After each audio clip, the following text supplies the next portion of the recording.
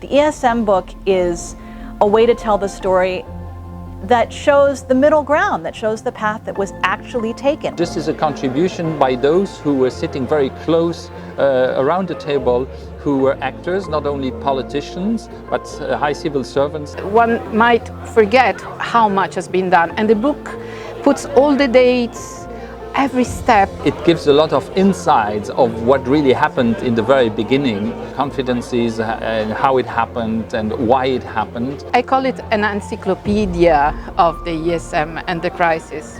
It's a monumental piece that has been put together, and it's also very good that it has been written a relatively short time after its creation, because you say, okay, well, why only 8 or 9 years after the creation of the institution?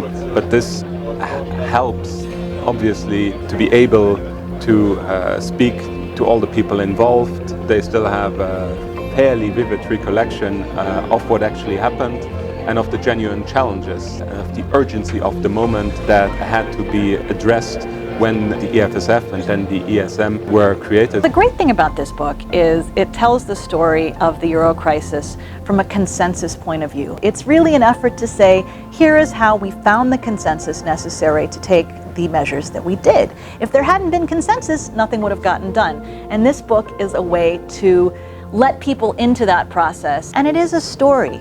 It does tell you things. It's not completely sanitized. It's not pushing an opinion or a viewpoint about what happened in the crisis. It's telling a story of how the ESM and the consensus that made it possible was built. And I think that will add something to people's understandings. Probably most people forget that it is very difficult to set up an institution like this one, which is a guarantee, a backstop, a safety net. And normally this is done in times of quiet waters, and here it had to be done in the middle of the crisis. What I'm really hoping for is that the ESM is going to continue to grow. Financial stability is like our health. When we have that stability, when we have health, we take it for granted. But the best thing is to prevent damage.